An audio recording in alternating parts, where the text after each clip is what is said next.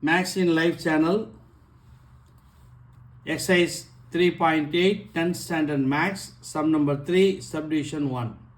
ஒரு பாலினாமியல் கொடுத்துருக்காங்க, அது ஒரு பர்ஃபெக்ட் ஸ்கொயர்னு சொல்லிட்டாங்க. m அண்ட் என்னோட வேல்யூவை கேட்குறாங்க. முதல்ல கொடுத்துருக்கிற பாலினாமியல் ஆர்டர் இருக்கான்னு செக் பண்ணுங்கள். x power 4, then x cube, x squared, x constant term. So no problem.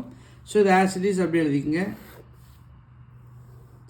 Coefficients மட்டும் எழுதிக்கங்க. 36 minus 60, 61 minus mn. 36 இதை ஒரு பர்ஃபெக்ட் ஸ்கொயரில் எழுதுறதா இருந்தால் 6 6 36. சைன் சேஞ்ச் பண்ணுங்கள், கேன்சல் பண்ணிடுங்க. ரெண்டு நம்பர் அப்படியே கீழே ட்ராப் பண்ணிக்க. -60யும் 61யும்.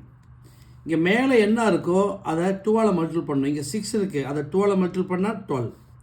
ஸோ இங்கே இருக்கிற ஃபஸ்ட்டு டேர்ம் -60, அதை இந்த 12ஆல் டிவைட் பண்ணுங்க, 5 வரும். -5. அந்த -5 இங்கேயும் போட்டுக்குங்க, இங்கேயும் போட்டுக்குங்க. இப்போ இந்த -5ஆல் மல்டிபிள் பண்ணுங்கள். -5 × 12 -60, -5 × -5 +25. சைன் சேஞ்ச் பண்ணுங்கள், இது ப்ளஸ் ஆகிடும், இது மைனஸ் ஆகிடும், இது கேன்சல் ஆகிடும். 61 - 25, ஒரு 1 கேரி அவுட் பண்ணால் 11 ஆகிடும். 11 - 5 6.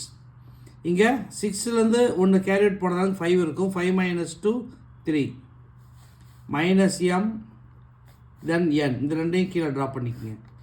இங்கே மேலே இருக்கிறத 2ஆல் மல்டிபிள் பண்ணால் 2 6 are 12, -5 2s are -10. இப்போது இங்கே என்ன இருக்குது? 36 இருக்குது ஃபஸ்ட்டு நம்பர், இங்கே 12 இருக்குது. ஸோ 36ஐ 12ஆல் டிவைட் பண்ணுங்க, 3 டைம்ஸ் டிவைட் ஆகுது. அந்த 3 இங்கேயும் போட்டுக்குங்க, இங்கேயும் போட்டுக்குங்க.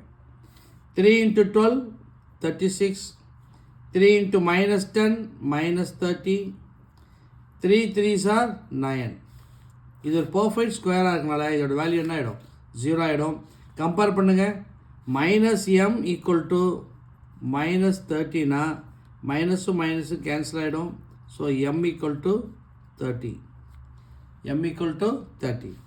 Next n = 9.